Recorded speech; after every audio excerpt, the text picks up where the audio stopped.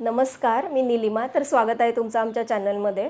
आज एक नवीन विषय आपण घेऊन आलोय की मुलांना टीव्ही आणि मोबाईलपासून कसं दूर ठेवावं. यासाठी काही टिप्स आणि ट्रिक्स घेऊन आलोय. व्हिडिओ जर आवडला तर व्हिडिओला लाईक, शेअर, सबस्क्राईब नक्की करा. आता मुलं मोबाईल आणि टीव्हीची डिमांड का करतात? कारण मुलं आपल्या आईवडिलांची कॉपी करत असतात. मुलं बघतात की आपल्या आईवडिलांकडे कंटिन्युअसली हातामध्ये मोबाईल आहे. याच्यामुळे त्या मोबाईलमध्ये काहीतरी आहे म्हणून आपले आई-बाबा कंटिन्युअसली मोबाईल बघत असतात. म्हणून मुलांना पण ते कुतूहल असतं की आपणही मोबाईल बघावा, त्या मोबाईलमध्ये नेमकं काय करतात ते सुद्धा बघावं. यानंतर अजून एक की मुलांना एक ठराविक डेली रुटीनमध्ये तुम्ही टाईम ठरवून द्या की या वेळेपासून या वेळेपर्यंतच हातामध्ये तुला मोबाईल खेळायला मिळेल. त्याच्यानंतर बऱ्याचदा असं होतं की आपण जेव्हा पण बाहेर जातो तेव्हा मुलं फ्रीच असतात. आपण आपलं काम करत असतो पण मुलं फ्री असतात. तेव्हा पण मुलांना मोबाईलवरती गेम खेळायचा असेल किंवा अदर काही करायचं असेल त्यासाठी पण तेव्हा पण मुलं मोबाईल मागत असतात. पण यासाठी आपण एक गोष्ट करू शकतो की एखादं टॉय असेल किंवा कलरिंग बुक असेल ती आपण घेऊन जाऊ शकतो. आणि जेव्हा मुलं मोबाईलची डिमांड करतील तेव्हा मुलांना ते आपण कलरिंग बुक म्हणा किंवा टॉय म्हणा ते आपण देऊ शकतो. पण जेव्हा जेव्हा आपण बाहेरून घरी येतो तेव्हा ते जे टॉय आपण बाहेर नेलेलं असतं ते घरी मुलांना खेळायला देऊ नये. कारण काय होतं की जेव्हा मुलं बाहेर पण तेच टॉय खेळतात आणि घरी पण तेच टॉय खेळतात त्याच्यामुळे ते बोर होतात. स्पेशली बाहेर जाण्यासाठी तुम्ही एखादं टॉय ठेवावं जेणेकरून मुलं घरी आणि बाहेर असं दोघं ठिकाणी ते टॉय घेऊन खेळून बोर होणार नाही. किंवा याच्या व्यतिरिक्त कलरिंग बुक असेल, क्रेयॉन्स असतील ते सुद्धा तुम्ही बाहेर जाताना घेऊन जाऊ शकता. म्हणजे मुलं त्याच्यामध्ये एंगेज होतील. बऱ्याचदा असं होतं की बसल्या बसल्या मुलं म्हणतात की आत्ता मला बोर होतंय, तू मला मोबाईल दे. तरी अशी जेव्हा सिच्युएशन येते तेव्हा तुम्ही ती सिच्युएशन अजून एका पद्धतीने हँडल करू शकता. जसं की तुम्ही त्यांना म्हणू शकता की चला आज आपण सगळे कॅरम खेळूया किंवा आपण गार्डनिंग करूया, एखादं नवीन झाड आपण लावूया, असं तुम्ही मुलांना सांगू शकता. मग गार्डनिंग करता करता तुम्ही त्यांना प्लांट्सचं महत्त्व असेल किंवा पार्ट्स ऑफ प्लांट असतील हे सगळं तुम्ही त्यांना सांगू शकता. किंवा प्लांटेशन करता करता तुम्ही त्यांना दुसरं पण काही सांगू शकता. किंवा तुम्ही त्यांना झाडांना पाणी घालू शकता त्यांच्या हाताने. त्यांनासुद्धा या छोट्या छोट्या गोष्टी करण्यामध्ये मजा येते आणि नवीन काहीतरी केल्याचा आनंद पण त्यांना मिळतो. त्याच्यामुळे तुम्ही हे पण करू शकता. किंवा अदर ॲक्टिव्हिटीमध्ये अजून तुम्ही त्यांच्याकडून विमान बनवू शकता किंवा तुम्ही त्यांना ते शिकवू शकता. याच्यामध्ये मुलंसुद्धा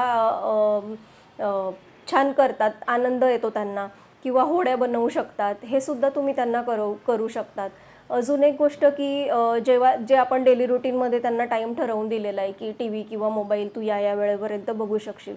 तर ते जेव्हा पण मुलं टी व्ही किंवा मोबाईल बघत असतील तेव्हा ही आपण काळजी घ्यावी की ते एज्युकेशनल व्हिडिओज बघत असतील किंवा त्यांना जे आवडतं आहे किंवा अदर ॲक्टिव्हिटीमध्ये डान्स असेल, म्युझिक असेल तर ते एखादा डान्सचा व्हिडिओ बघत असतील तर तुम्ही त्यांना एनकरेज केलं पाहिजे की बघ ते कसं छान डान्स करताय, तू पण तसा कर. किंवा तुम्हीसुद्धा त्यांच्यासोबत डान्स केला पाहिजे. त्याच्यामुळे पण मुलांना छान वाटतं की चला आपण सगळे घरातले डान्स करूया किंवा एखादं गाणं म्हणूया.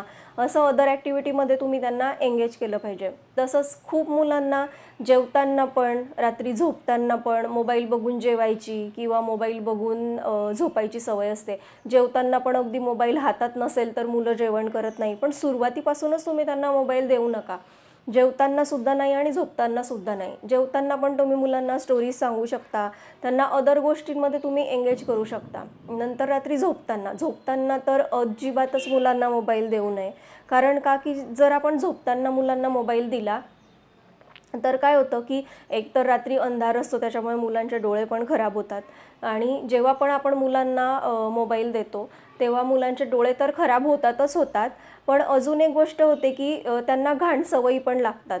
त्याच्यामुळे मुलांना जेव्हा पण रात्री आपण सगळं आवरून ते बेडवरती जातात तेव्हा मुलांकडून एखादं पेज रोज वाचून घेणं किंवा त्यांना बेड टाईम स्टोरी सांगणं किंवा त्यांना श्लोक शिकवणं हे सुद्धा तुम्ही करू शकता.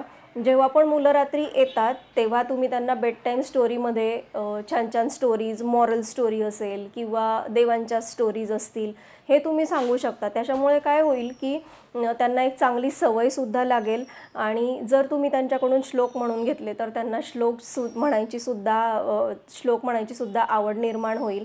अजून आपण जेव्हा पण त्यांच्याकडून एक पेज डेली रुटीनमध्ये एक पेज वाचून घेऊ त्याच्यामुळे काय होईल की पुस्तक वाचून पण मुलांना इंटरेस्ट येईल येईलच येईल, पण त्यांची त्या पुस्तक वाचण्याने एकाग्रतासुद्धा वाढेल आणि त्याच्यामुळे अल्टिमेटली त्यांची विचारशक्ती वाढेल, त्यांच्यामध्ये कॉन्फिडन्स येईल, या सगळ्या गोष्टी होतील. त्याच्यामुळे मोबाईल तर देऊच नाही, पण या सगळ्या अदर ॲक्टिव्हिटी झोपताना तुम्ही मुलांकडून करू शकता.